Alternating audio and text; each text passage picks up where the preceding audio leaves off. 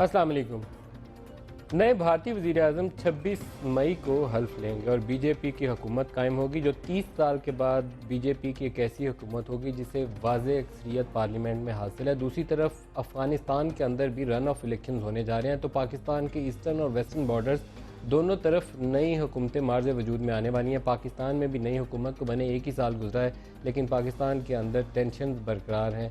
इंतखाबी नताइज के हवाले से भी सवालात उठ रहे हैं और सिविल मिलिट्री टेंशन जो है उसमें भी इजाफा हुआ है। कुछ मीडिया वाले इशूज़ ऐसे सामने आ गए हैं जिसमें लगता यह है कि वो दूरियां कम होने की बजाय पहले से ज़्यादा बढ़ गई हैं और नया बजट भी बनना है, तो ऐसे में रीजनल सिक्योरिटी जो है वो बहुत अहमियत इख्तियार कर जाती है। TTP के अंदर इन फाइटिंग पाकिस्तान का जो पीस टॉक्स का प्रोसेस था वो दरमियान में रुक गया। दूसरी तरफ 2014 इंतहा से ज़्यादा अहम है कि इंटरनेशनल फोर्सेस ने अफ़गानिस्तान से वापस होना है, तो पाकिस्तान इस कॉन्टेक्स्ट में कहाँ स्टैंड करता है। जो पाकिस्तान के मेजर पार्टनर्स थे, जो साथी थे इस वॉर ऑन टेरर के हवाले से, उनकी सपोर्ट किस कदर बरकरार रहेगी और क्या कुछ स्पिल ओवर इफेक्ट हैं ऐसे जिसके लिए पाकिस्तान को तैयार रहना चाहिए। ये वो ओवरऑल कॉन्टेक्स्ट है जिसके ऊपर आज के प्रोग्राम में हम बात करेंगे। और हमारे साथ मेहमान शख्सियत हैं Philip Barton, British High Commissioner to Pakistan. Very warm welcome, Mr. Philip Barton, and thank you very much for joining us. Shukriya, thank you. Let's start with the visit of Prime Minister Nawaz Sharif, his first visit. What is the major outcome of his visit? The key finding? As you say, it was his first official bilateral visit since his re-election. We were very pleased to have him in London for 2 days. He had a lunch and extensive talks with the Prime Minister, David Cameron, and talked to most of the senior members of the British government with an interest in Pakistan. I mean, I think I would highlight 4 areas in particular. I mean, firstly, we're very keen to invigorate the commercial relationship between Britain and Pakistan. The 2 Prime Ministers have set a target of getting bilateral trade and investment to a £3 billion level by 2015, and we announced that on both sides we're going to have trade champions who will try and promote trade, will try and make sure British business is aware of the opportunities here in Pakistan. I certainly think there are a lot of opportunities, and that if they find barriers to doing their business here, that people on the Pakistan side work to remove them. So trade is one. Secondly, in the field of education and culture, I think there's an important discussion about the way in which we're trying to assist in that sector, both through the Department for International Development, helping with schooling and getting more professional teachers, but also the British Council, who do a lot to, for example, train. I think they're aiming to train 1 million teachers in English language training over the next few years. Thirdly, there was an important conversation about security issues, the region and internal security, and we're keen to support the government of Pakistan as it moves forward in tackling violent extremism. And thirdly, you know, there was obviously a discussion of the region, India, Afghanistan, and developments there. So it was a very, very good visit and some very productive conversations. If you allow me, 3 Arab pound तक पाकिस्तान और बरतानिया जो अपनी bilateral trade है उसे 2015 तक उसमें इजाफा करना चाहते हैं. Let's take these issues one by one. Sure. One important part of the statement relates to increase in tax to GDP ratio, which is around 9 to 10% in Pakistan. The statement mentioned to enhance it to the level of 15% of GDP, which is massive growth. We have not seen that in Pakistan. What needs to be done? Because people who are rich, who are powerful, the elite, they are the one who are not paying taxes. So it's a very good question. I mean, I think what we, the UK, have done is we have said that we agree with the target which the government of Pakistan has set with the International Monetary Fund. So in a sense, we are reiterating our support for that target, which is a target, and this is important, which is owned by the government of Pakistan, not by either the UK or the International Monetary Fund. In terms of what we are doing about it, we are very keen to help in this area, and so there have been very productive talks between the Federal Bureau of Revenue and the UK Her Majesty's Customs and Revenue, which is the opposite numbers of the FBR, about how we can assist in this area. It's partly around capacity building, it's partly around best practice, and that's how we think we can assist the government in meeting the 15% target. In terms of your question, I think it's about 2 things. I think it's one about actually raising more tax through the way in which tax is applied here, but secondly it's around being more effective in actually then collecting it. And how do we make our ruling elite to pay taxes? Well, I think it's not for me as an outsider to say how it should be done. I mean, I think we've been very encouraged by the steps taken so far by the government. We want to help them to go further. But I think this is actually something that is for Pakistanis to sort out between themselves, actually how you go about it.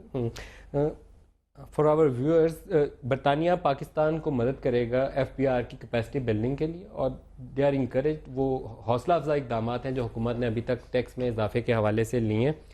Another important area, your statement relating to the GSP plus status that talks about human rights indicators. What is your assessment of the current human rights conditions in Pakistan?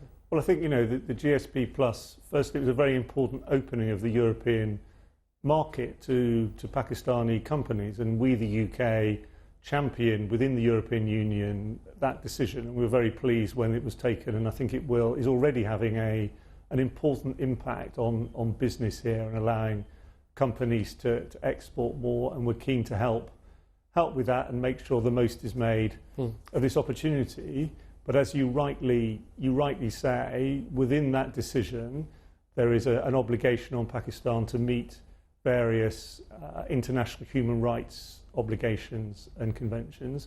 I know the government's working intensively to make sure they're doing everything that they can in that area. Now, that's not to say that human rights are perfect here, but I think there is a very clear intention on part of the government to meet the obligations set out in the so-called GSP plus decision. And what are those obligations and your assessment? There's basically a series of international conventions. I can't remember the exact number, but I think it's 13 or so in total across the full spectrum of human rights, and they place obligations on the government to meet various criteria. And I know the government has been going through in detail what those are, looking at what decisions they need to take and so on. It's not for me to make an assessment of how that process is going. The government will be reporting on what they've done, and it's actually the European Union who will take a view. But is it possible for you to highlight the areas of concern where we need to make progress?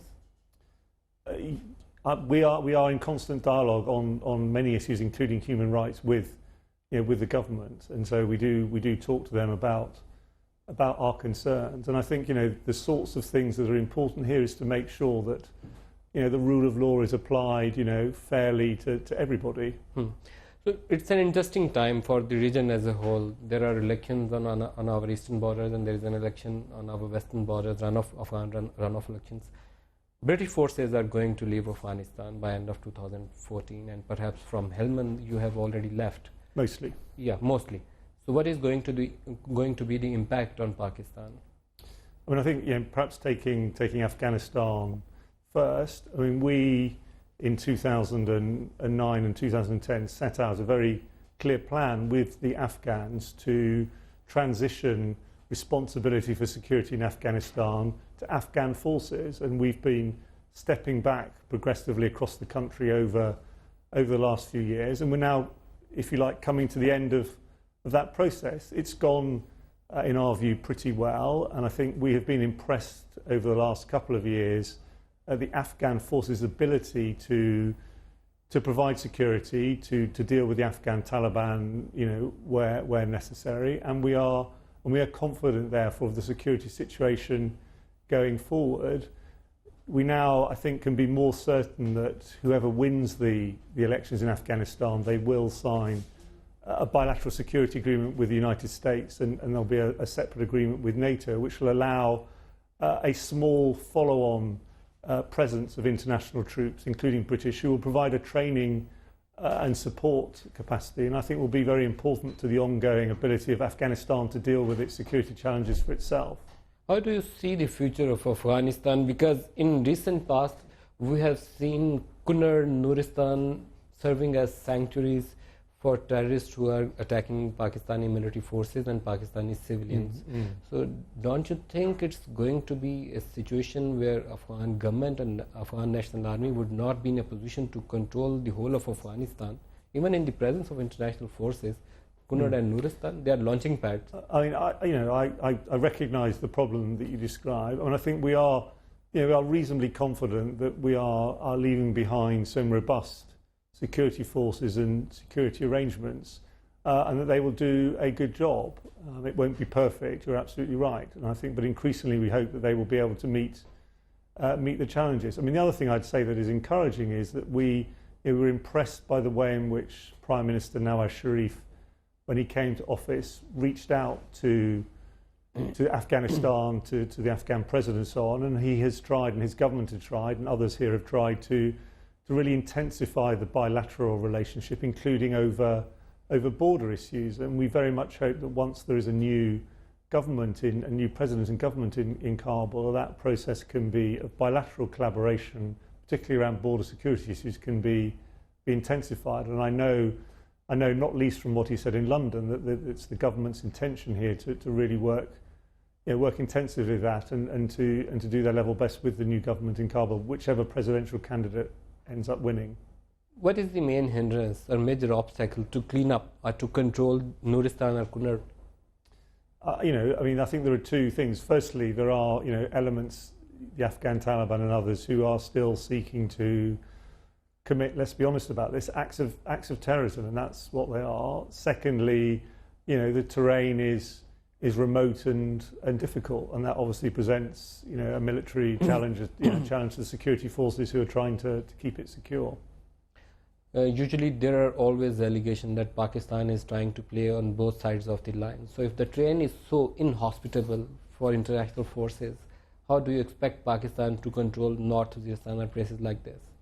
But, firstly, on this sort of allegations, I've been very, very struck with the absolute clarity of the new government here since before they took office, in fact, about how they were going to pursue a policy of non-interference in Pakistan's neighbours, and I'm sure that's a wise policy, and I've seen that being implemented in practice.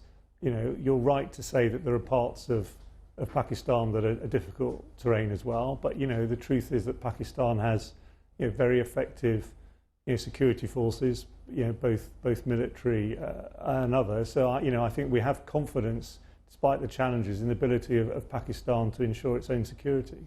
So I would also like to translate this statement. Philip Barton का कहना यह है कि नई हुकूमत की policy ये है कि जो इलाके के हमसाया ममालिक हैं दूसरे, उनके मामलात में मुदाखलत नहीं करनी, और पाकिस्तानी सिक्योरिटी फोर्सेस जो हैं वो बहुत अच्छे तरीके से काम कर रही हैं ये काउंटर टेररिज्म के हवाले से. एक ब्रेक लेते हैं, ब्रेक से वापस हाजिर होंगे तो और बातचीत होगी. हमारे साथ रहिएगा.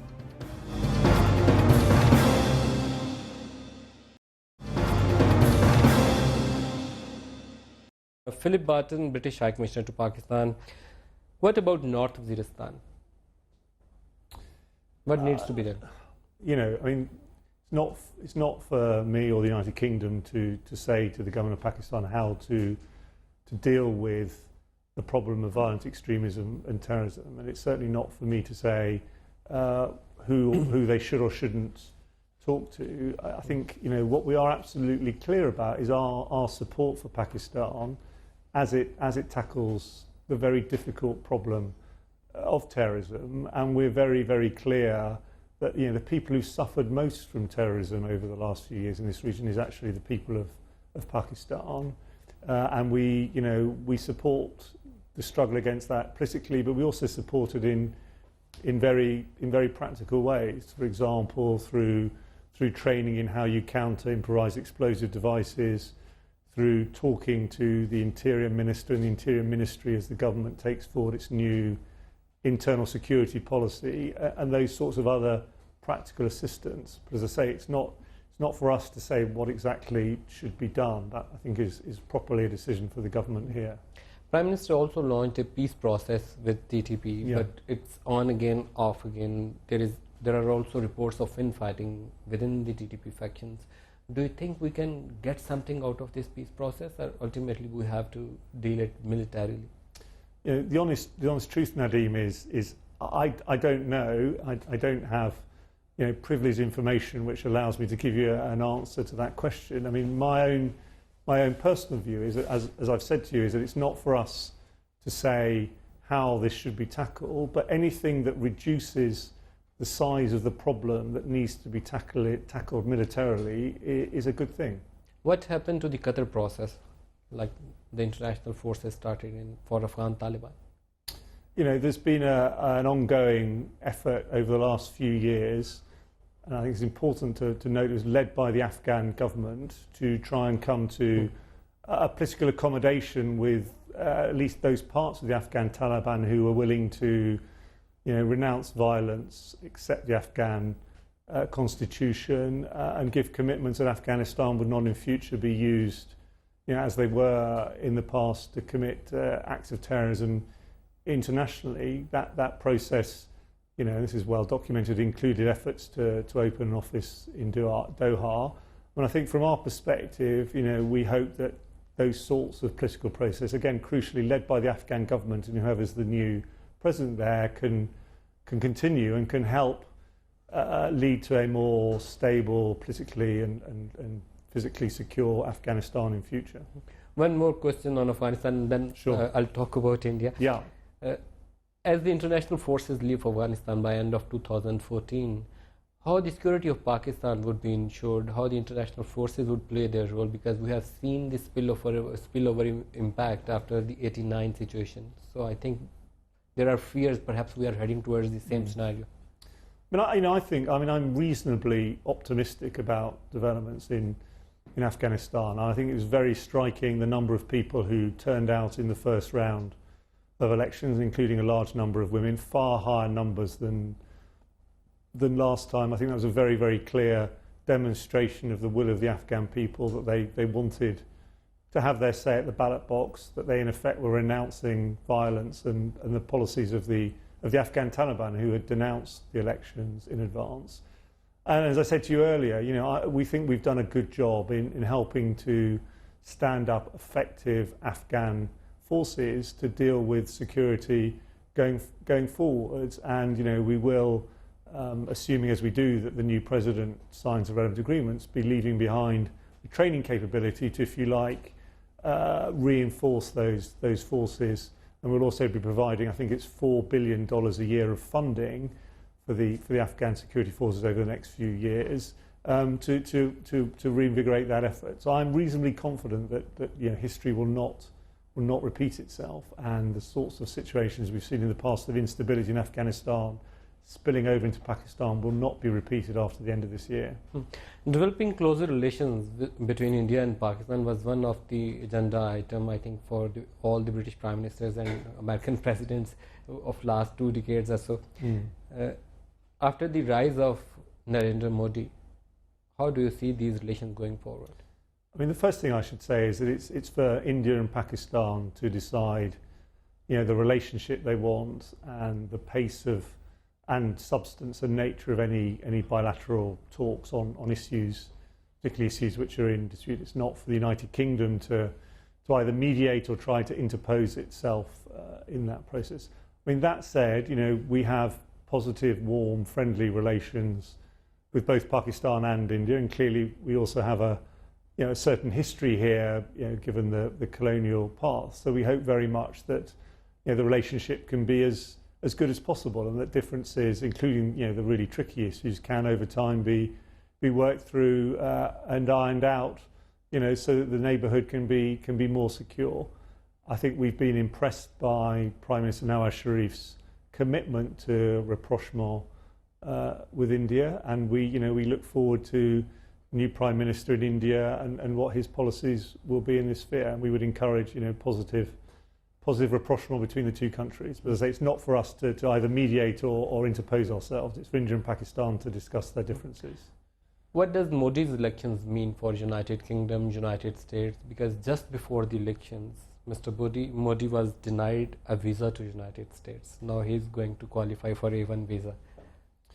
You know, I mean, the truth is that, you know, the largest democracy in the world held an election, and the outcome was very clear. And I think Prime Minister David Cameron, my Prime Minister, was one of the first people to phone him. But, you know, Nawaz Sharif, the Prime Minister of Pakistan, also called him to congratulate him on his victory and the outcome. And I think it's worth recalling. I think this is the first time in 30 years that a party has won a majority on its own in India. So it's an impressive, in electoral terms, it's an impressive outcome. And we've invited, David Cameron invited him to visit the United Kingdom as early as possible in his tenure, because we have a very rich and deep and broad relationship with India, and he's the Prime Minister of that country. Philip Barton का कहना है कि prime minister Nawaz Sharif ने जो भारत के साथ मामलात को बेहतर करने की कोशिश की है वो मुस्बत है, और तो यह है कि नई हुकूमत के आने के बाद ये मामलात आगे बढ़ेंगे. In Pakistan just a year after the election we have seen increase in civil military tensions, and whenever it has happened in the recent past we have seen British foreign ministers or someone from Washington playing a role to neutralize that situation. What is happening right now? You know, I mean, I think it's not for me to interpret your view as internal developments here. I mean, I think we are very strong supporters. You know, Mark Lyle Grant was an important player in this political process. We are strong supporters of democracy, and I think our role as the United Kingdom, and it's a role we have, and we see ourselves as having, is around the world. So this is not so much about Pakistan. It's to support democratic processes and democratic forces. We were very, very pleased that last year, you know, for the first time, there was a full democratic transition from one elected government to another. And I think all politicians, and indeed the people of Pakistan, deserve credit for that and have the United Kingdom's support. And we very much hope, you know, that Pakistan will continue embedding and deepening and strengthening its democracy. Are you concerned on the rise of these tensions? I'm not unduly concerned. I mean, what I would say is that I think that there's a very important, you know, reform agenda aimed at improving Pakistan, you know, whether that's, you know, efforts on the social side or economic reform or foreign policy, and it's good if a country can come together behind those sorts of reforms which are important for the long-term future of the country. Yesterday there was an interview of Mr. Altaf Hussain on SAMAA TV, and he said his accounts have been frozen by the British government. And he also mentioned the ongoing money laundering inquiry. What is the current status? I mean, as you'll know, Nadeem, in the UK there's a very clear division between, on the one hand, the government, which is who I represent here in the United Kingdom, and on the other hand, the police and our prosecution authorities who take decisions about whether or not crimes are being committed and people should be prosecuted for those crimes. And I don't speak, therefore, for that side of the government, and the government's not involved in what is, you know, a matter of criminal investigation. So if he really said the government had frozen his accounts, A, that's factually incorrect, but B, it's not for me to comment on those. It's not a matter for me. It is a matter for, in the first instance, our police. So whatever is the outcome of the investigation, the decision would be taken based on that report? It will be taken, absolutely, it will be taken totally independently of the British government by the police and our prosecution authorities about whether or not there is a criminal case to answer. Just one last question about polio. 56 polio workers have been killed in Pakistan, and there is a situation that people are refusing polio vaccine for their kids, and it all started after that one incident of Shakil Afridi and CIA-led campaign to find Osama bin Laden.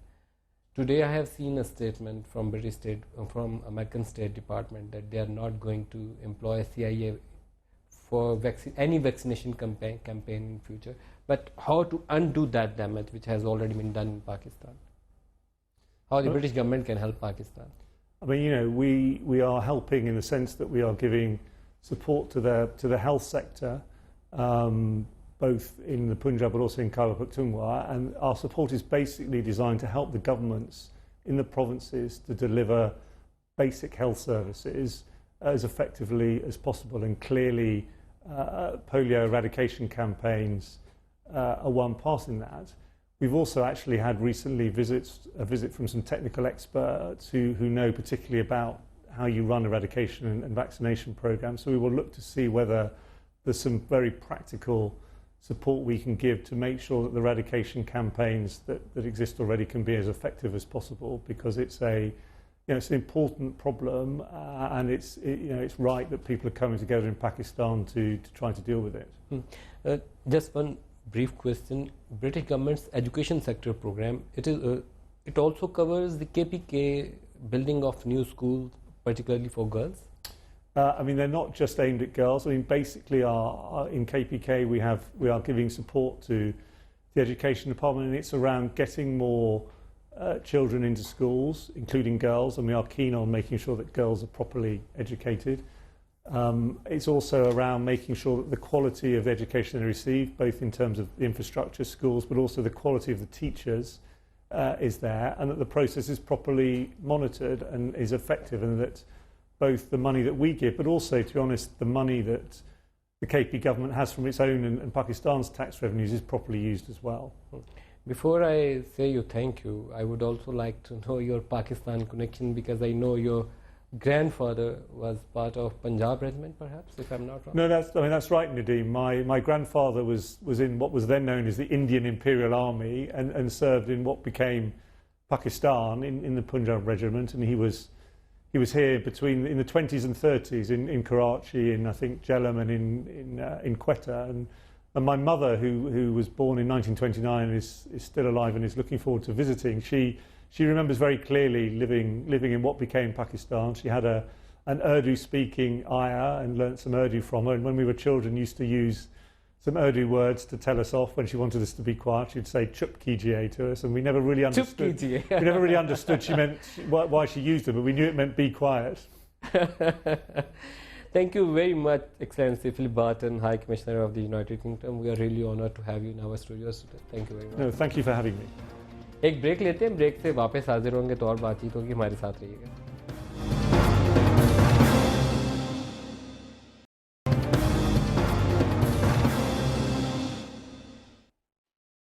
Programme में दोबारा खुशामदीद कहते हैं. Prime minister Nawaz Sharif को India जाना चाहिए या नहीं जाना चाहिए?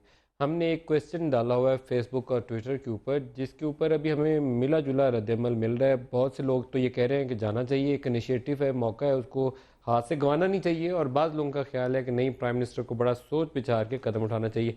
इसके ऊपर भी बात करेंगे. हमें ज्वाइन कर रहे हैं प्रोग्राम के इस हिस्से में हैदर अब्बास रिजवी साहब, सीनियर रहनुमा है MQM से. हैदर भाई, वेरी वार्म वेलकम.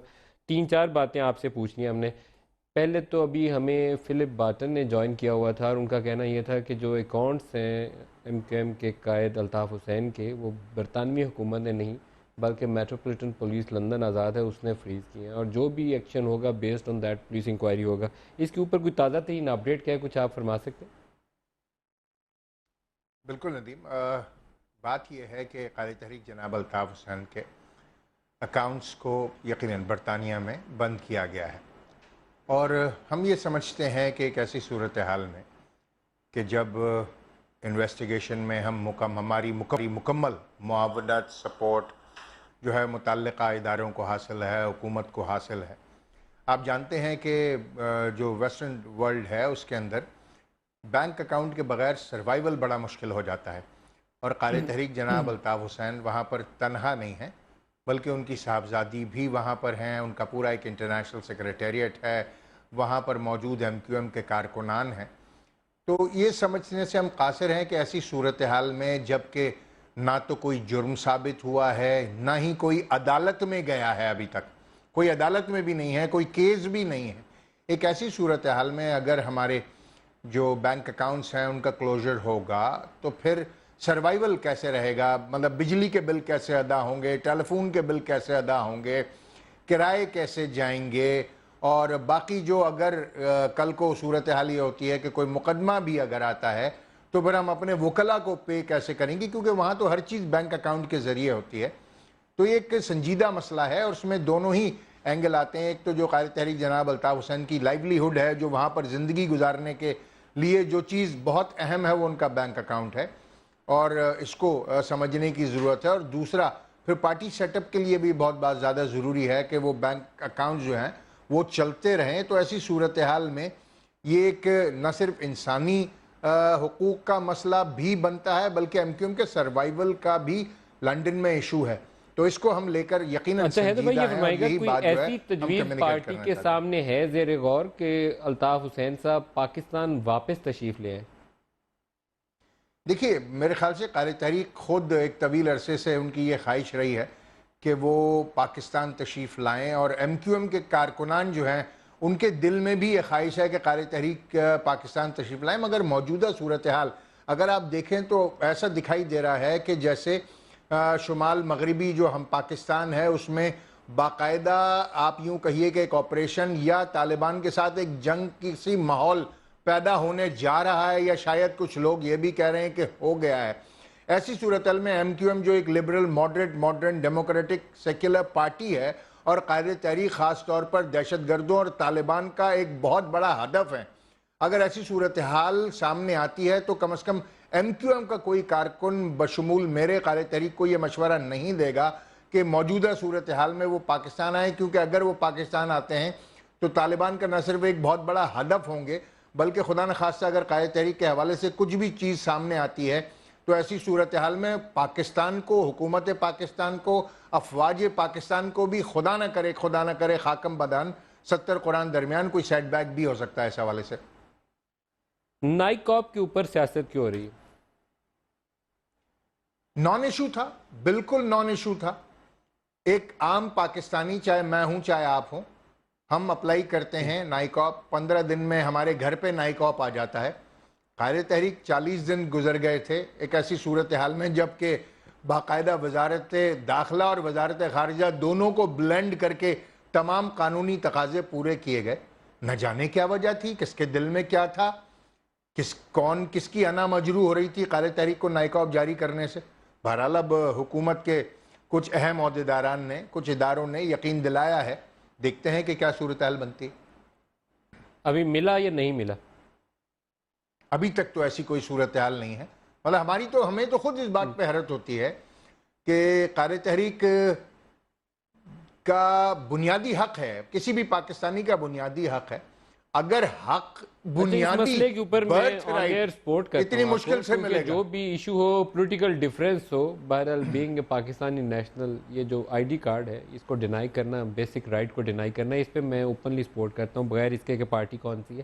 یہ فرمائیے گا کہ الطاف حسین صاحب کا جو انٹرویو ہم سما ٹی وی کے اوپر دیکھ رہے تھے، اس میں پہلی دفعہ ایک سٹیٹمنٹ بڑی واضح انداز میں انہوں نے گورنر سندھ عشرت العباد کے حوالے سے کہی کہ میٹنگ میں سخت تنقید ہو رہی تھی کہ ایم کیو ایم ہی سارا کچھ کر رہی ہے اور عشرت العباد بیٹھے سن رہے تھے، صرف آپ کی طرف انہوں نے کہا کہ حیدرآباد رضوی نے وہاں پر بات کی پارٹی کی، تو یہ ایک واضح لائن ڈیوائڈنگ لائن جو تھی وہ پہلی دفعہ انہوں نے ڈرا کی کہ حیدرآباد ایک طرف کھڑے ہیں اور عشرت العباد دوسری طرف کھڑے ہیں۔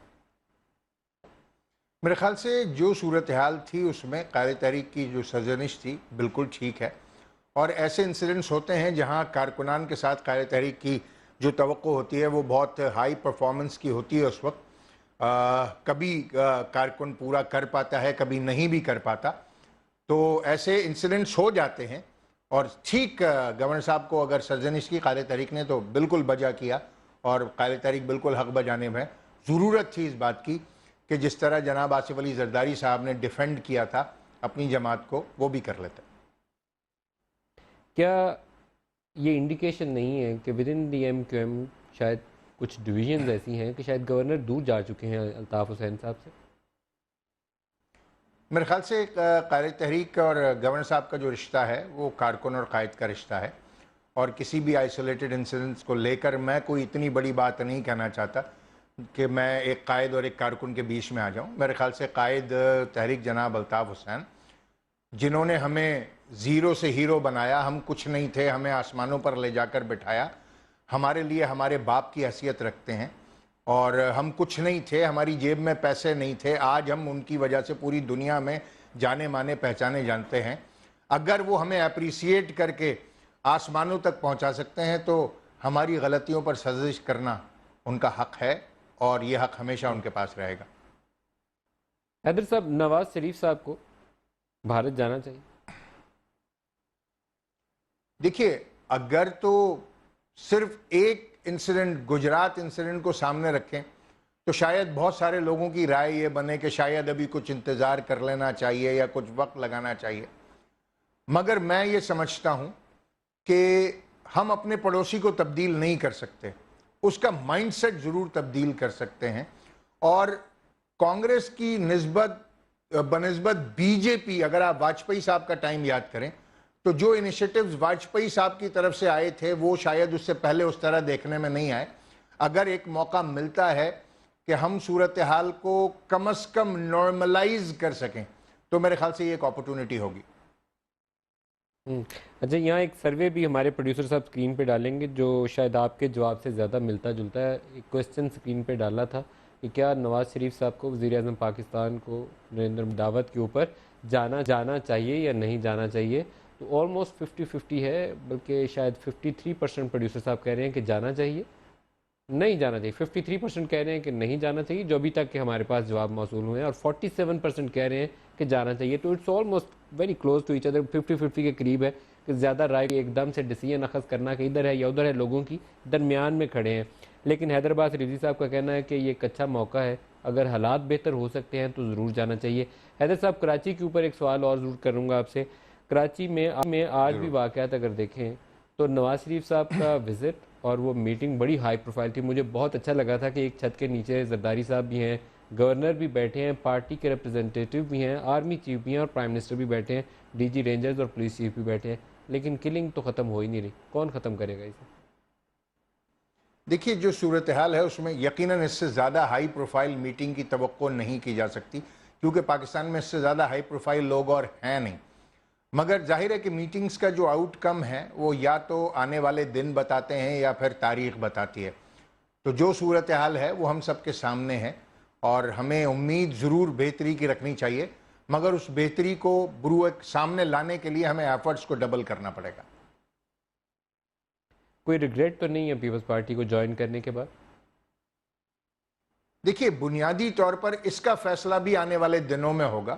ہماری کچھ توقعات ہیں. ظاہر ہے کہ جو ہمارے پاس اربن سندھ کا مینڈیٹ ہے، ہم کوشش کر رہے ہیں کہ اربن سندھ کو اس کے وہ حقوق دلوا سکیں جو آئین اور قانون میں ان کے لیے درج ہیں، عبارت ہیں. اب آنے والے دن یہ بتائیں گے کہ کس قدر ان کو ہم یہ حقوق دلانے میں کامیاب ہو سکے. کوشش ہماری یہی ہے، اور ہماری توقع یہ ہے کہ ہم اپنے لوگوں کو کہ جنہوں نے ہمارے لیے ووٹ کیا ہے ان کی ڈیلیوری کو زیادہ سے زیادہ بہتر بنا سکیں، جو پچھلے 6 برسوں میں اچھی نہیں رہی. حیدر بھائی، لاسٹ کویسچن اور بریف آنسر چاہوں گا. سول ملٹری ڈیوائڈ بڑھی ہے اور میڈیا ٹینشن نے اس کو اور بڑھایا ہے. آپ کی کیا توقعات ہیں کہ معاملہ سلجھ جائیں گے یا اور الجھتے ہیں؟ دیکھیے، ایم کیو ایم صحافت کے ساتھ ہے اور ایم کیو ایم صحافیوں کے ساتھ ہے، اور ہم پاکستان میں ایک مکمل طور پر آزاد، غیر جانبدار اور ذمہ دار میڈیا دیکھنا چاہتے ہیں. اور ہم یہ چاہتے ہیں کہ ہماری صحافت ہمیشہ کی طرح آزاد رہے اور ذمہ داری کا جہاں تک لفظ آتا ہے مزید ذمہ دار ہو سکے. کہیں ایسا نہ ہو کہ ہم اپنی آزادی کو اس طرح ایکسرسائز کرنے لگ جائیں کہ ذمہ داری کے لفظ پر حرف آنے لگے. اللہ کرے کہ صورتحال بہتر ہو. ہماری توقع یہ ہے، اور ہم چاہتے ہیں کہ صحافت پہلے سے زیادہ مضبوط ہو، زیادہ آزاد ہو اور زیادہ ذمہ دار ہو. حیدر عباس رضوی صاحب، میں آج آپ کا خاص طور پر شکر گزار ہوں. آئی نو کہ آپ بہت مصروف تھے اور ہمارے اصرار پر آپ اس مصروفیت میں سے وقت نکال کے ہمیں جوائن کر رہے ہیں. بہت شکریہ آپ کا. اور یہاں پہ پروگرام کا وقت بھی ختم ہو رہا ہے آج کا، جس میں پہلے حصے میں ہم نے فلپ بارٹن کو انٹرویو کیا اور دوسرے میں ایم کیو ایم سے حیدر عباس رضوی صاحب ہمارے ساتھ تھے. آج کے پروگرام سے اتنا ہی. اجازت دیجیے. خدا حافظ.